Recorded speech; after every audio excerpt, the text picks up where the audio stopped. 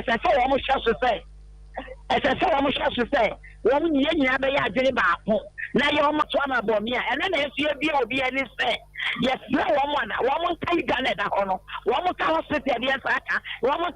yes aka that you may yes one be and the prejudice as spend with them one new way and sana will be our at me about Mammy no I say Lydia Williams Mahodo I want to have dinner yeah mammy on up to and Lydia Tigano yeah was often and Canadian and we may remember my mom for so a casa a summer and and I don't know as antimanim ewa Mate Kwame yeda se pa busuafo nti we ye Kumasi Ketia na ye koye no ye kuti bese for a professional concern a oto ye nkra santimamu ene miami yahudu pi kwamredu watu ye enkra no I was your concern from one Professor Quabna from Pom Boatin and Canin would need Juma or Coleboa by our Sabian watch them was sa dialysis of watching was show. Ya Ababa Gentle, how am I gonna move? Go for Gramboka says a Colebu 4%. One of dear Chemina born there, Barney dear Kakahono was unto Sakura. 1 moment to 1 my dear Muno Nim Sanye. I didn't a yao city. Now a remo pound one key, probably so one one kaya buying. Sans I are Sabian woman buying. O kwabi so enti anu ma bi akomienu miensa bi ma na won mo twa ban no na ntwa na se waso mafo no e no de begu won mo so enti anu titiro nti na amenne dialysis no a omafo no mokoda so ne ade ade no muntomu atimi abasa wo sra Ghana fo enyina anye ntomu ne yehwese ye de akoma kwanko ebeye adwuma sane ye be na se mpo no se ko basente so beba won betimi atene so yi amana yeyi. It is justified in fact, I set up the dialysis unit here in Kolebu for chronic dialysis, and the inputs are very expensive. I mean, if it costs about a little over 1,000 cedis to render the service, you cannot charge patients 380 cedis, 400 cedis. But I must admit that most Ghanaians cannot afford it, or somebody has to pay for it. It is not the fault of the hospital. They are not they are not going to make profit out of it. So if they spend 1,000 cedis, it's not possible for sustainable growth of the department to charge 300 cedis. So there must be serious discussion as to how either the taxes on the inputs are decreased or are waived, or the government subsidizes the dialysis, or corporate bodies, Ghanaians, help the hospital and the patients.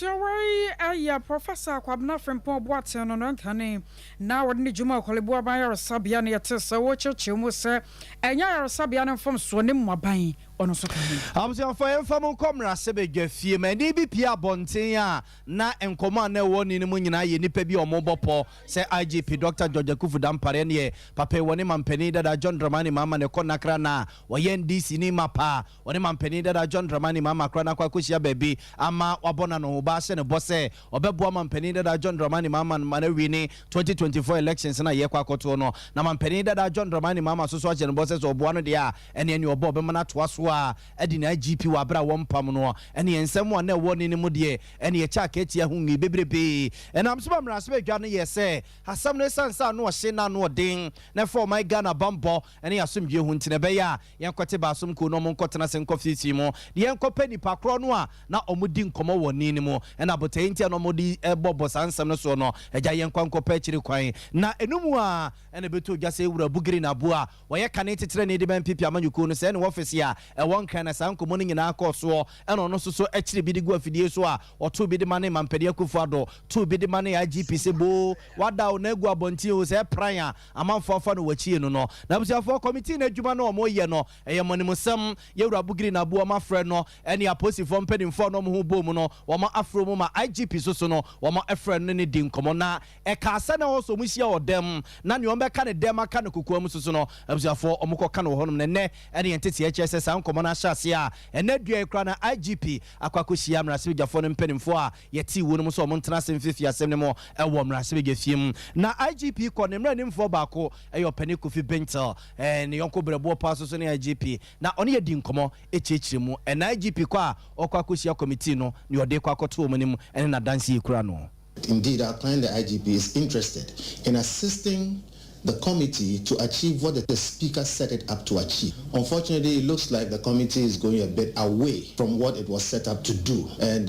we have cooperated with the committee and will continue to cooperate with the committee. Indeed, we had the instructions of our client to make sure that we provide every information and make him available. But we are inclined to also work hard to ensure that the committee does not lose its way. It cannot be an open-ended, wide-ranging probe of the entire police. We don't just think. We are speaking on matters of fact. So you can tell that in the past we have been here, we have subjected, or we have allowed our client to speak and answer all kinds of questions.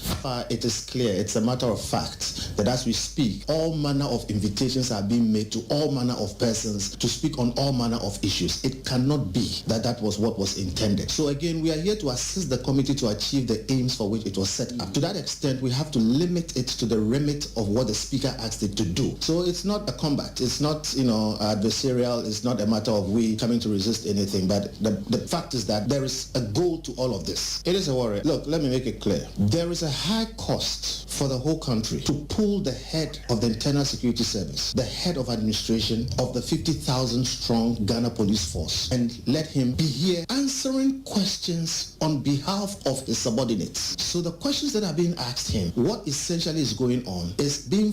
we are forcing the IGP to answer to his subordinates. The point that has to be made is that the police service has elaborate, sufficient, systems to deal with queries, critique, and whatever it is. So on another level, we will say that maybe the IGP's presence here should have been resisted a bit. But again, our client is very, very, very much inclined to answer any. I'm going to weigh a lawyer Kofi Bentel and yet in Kano IGP Brandon for do Kwakushia committee and no every what can be na or church. So IGP the woman said a quabiso no Naka here so bad and so I crado hey Sembio Mabusani Biana dance be also the Mobiano why a crowd say or the Bema would Mabusia for a semi any DH before to Biano Yemfa and Camimo. Ye confirm Tamona Quako Dim Comona. Ababa wa aso boche wanya na baby ko ba sabo so meme ansane na nsunye dia wo sanfimfifi mantem babadamo sank wo kopa na simu kwan ko wi akire nipa binim kokun ya tutu form adne hye ho na wasam no edi kwoto akone yabasa kwoto asafra sem no biem yamano boni Erika nan wono ene wo ho Eric ye ma hai ana kwoto sesai Asmadasia na ndudi kan efe hono salve penalty ade ne Cape Coast District Court 1 ekwa asena na sene nyine ni se free apia no abesin ekono esansa atobotu ni ene ne 1 year mu ane ye wono na ade na Cape Coast District Court 2 na ha asem na ene enam se judge anasa magistrate no efe asem so his worship Eric Babu Siako, or no etini are na oko live in ene no infotini every year seminal ediko pimo Cape District Court 1 ya eno magistrate and be any her worship Anita Shela Sewa ono and me otimi her etina semna so na ene ya na Clark ene sofo Michael da na timi her eba be pm na ade na edisa form do na Eric,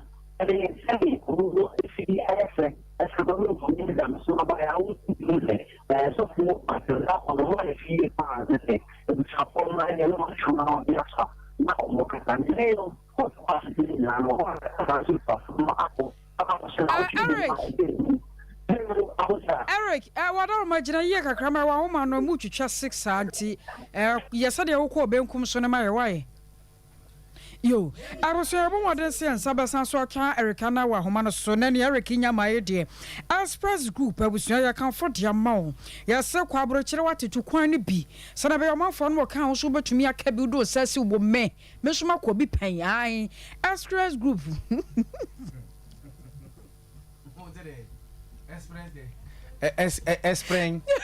Espren na beka onka espren say twaso yes ejoto asa ya na ukatra mano mo so to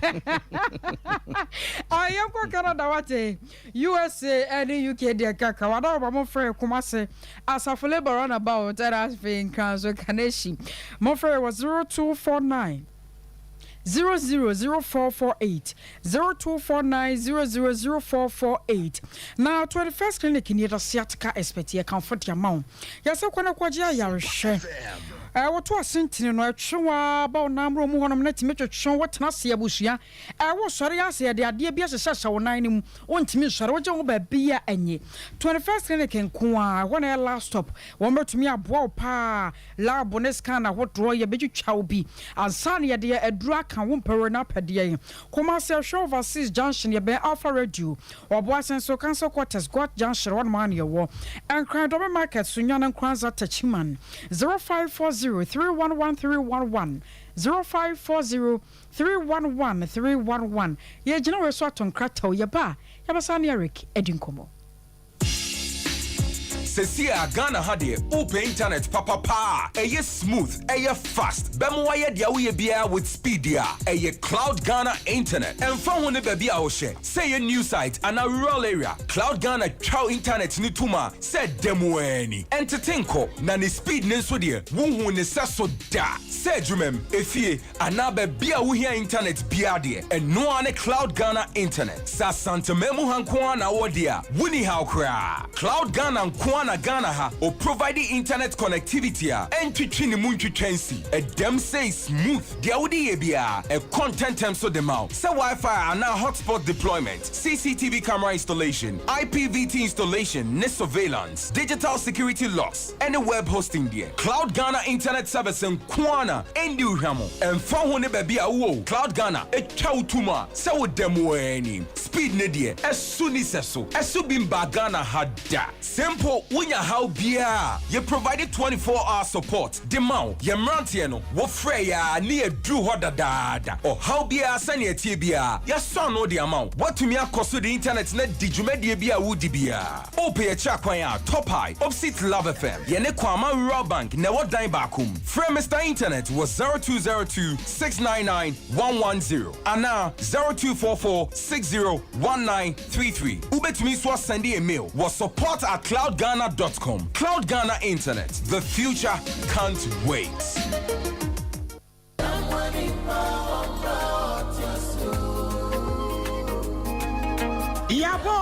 Yaba Sompa Achedie 2023 Bible say Nyame Sompa pani say ubi kon nyanka ene erisia mob enuti na Sompa 93.1 Kumase Sompa 90.7 Enkransa Sompa 98.9 Sunyane yakabom se bronyen yebema enisia ene ekranfo edidi na yenko ayetimi age se wo beboa yen enti se yesika fatu ahomatrofo iso 0598 559802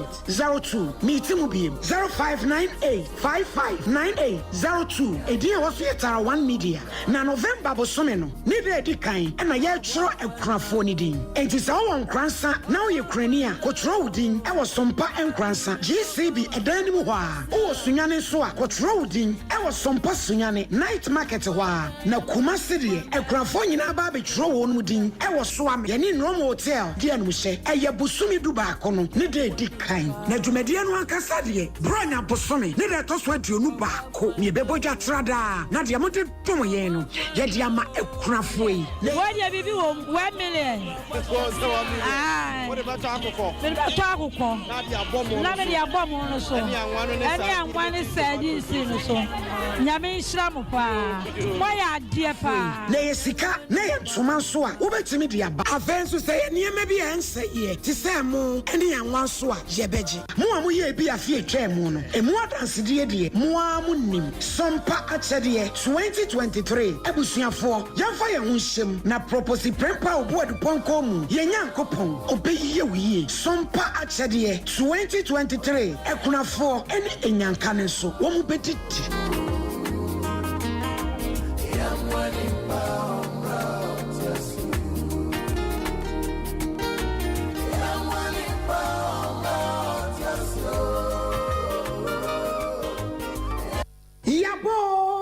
Yaba Sompa 90.7 Adisi said ye beni nyina ye benyanti ase e wo soma wodo aye wo muniti Sompa 90.7 ya hyehyɛ dwumadi a yato ne din sɛ ugidie ne sen ye ne asofo imamfoɔ nananom yɛbɛsi nkonnwa na topics bi a akɔyɛ no nkyinyi wahyew a yɛgye ho akyinyi no obiara de ne gyidie aba abɛboa ebi ne sɛ aware dodoɔ ɛsobɔ ɛnsanom ahosiesie ɛne bebree a ɛkeka ho saa dwumadie yi wobɛtie bi wɔ Sompa Sunyane 98.9 Sompa Kumase 93.1 Sompa Nkransa 90.7 ɛne Sompa TV kwasiada bia anwummerɛ no nson kɔpem anwummerɛ no nkron kwasiada bia wobɛhyia me ɔhenini ama krankyɛ adazo a sɔfomaame premani yɛne abɛdwafoɔ na yɛn nyinaa yɛsua deɛ wogyidie ne sɛn megyidie ne sɛn yɛn nyinaa yɛgyidie baako 21st clinic a sciatica expert sciatica no o nerves na wo to ase na fa wo sire mu na fa wo nansia besi ase ho no se ho techema eno ene fa ne sciatica na etimi bubu o to ase ka wo se dwe wo sire mu wo je ho ba bia enye na eno na 21st clinic ba ya adwuma pa wo mu yenti abaso bo ma gye no wo Ghana ha ene amono ne enya asem ketewa Womuji international awards ahodo womuji local awards ahodo na anu nso na womu be the only sciatica research and treatment center in Africa bibrim ha no ebi ni baabi a gise 21st clinic nkoa womu de bibiduro ene besa o yare no masa de machine aka ho eya yare sabia yare bia wutimi de ko ne mama ade ba ko a wo magidi womu pa no eye sciatica ena stroke nso de kwa diabetes ne hypertension ne ade ne ade Ghana ha ba bia wo mo ho fra 0540 311 311 0540 311 311 na say 21st clinic wo mo ye sciatica expert. I was here the one say I say query ko bi Eric hello akosia aha bono tell my why Mati akosia se na na manu butu ana meka ahoma no etwetwe ne bu no ene no court Cape Coast District Court eko asesna no ene omo ahwe etu asem no akọ bosia ewo mu da etoso ebienu enan 24th October na otwe no dey ni no mutu asem no akọ ni nyina ne se ene na Attorney General se ne nkane no ne bo amane ese ene na se na akọ di Attorney General na Attorney General re etimi akeka ne bibia bomu a ene da no na nkofo miensa ana na ene na asem no ne abo mu kredi Jonathan Obino ne pe da kido tu amena ne no Attorney General enti sire mu no mo se ta abanti no husu nti ne mo sinya hwe eja na class ene sofo na kada ko mo be pie mu ne no mo hwe aboabo bibia no a omo tire mu a omo ekase mu no mo tefe bi comical nti comical na no eye nkata omo hwe aboabo no se ne emre mu yenimu ese magistrate court bi owusema na mega case no mo hwe no ma ti bi asem no e de akwa mu o Cape Coast High Court nti ne no omo tu asem no akwa 24th October omo ehwe na comical bibia eko ya omo ahwe na High Court etinya tena asem no so na class ene sofo Michael da ko bebi a wo se emra ebi omudina no emra etimbi omudina fotia more yada se no amade aboabo se amane boni Erica na ya tena nka 3 Herbal Center with the 3 core capsules saba eye kokwa drupa okwa na kaba dan heba Misty Heba epidanka obenya biato 0546 107 107 0546 107 107 Tabita Clinic ni so follow alignment on one you yes wo de fabra prostate ade na say sikiri ade a ewukoda bia yetena se yesa nhwemu no wo de ba ebedi ho dwuma no che wo pa wo anase mpo wakobu panam nsan ade wakwati bia Tabita Clinic wate shanon so say bibidro kan ene de sa yade no enkran wo Medina Fast One Foot Bridge ene kumasen so follow alignment takwa de ni sunyan wo 0260 196219 and 0546 107 Renia 3 Herbal Center. Yes. Yeah, I know what I'm Swamaye. Abe Herbal Clinic in the sickle soya, dear, low sperm count, and dear caca gonorrhea, hepatitis with Dimujuma. Tell us what up a new site will be up at a junction 0243345392. Mizu and a 5G drink, I was Yauko 21st. Manager Daniel Hormubenya Biato, shall overseas one more. For our one was 0246 2702221. Cloud internet near the fastest internet in the world. No. Open Wi-Fi, CCTV camera installation in Nata. Your rubber become a top high and I love a foundation anymore. 0202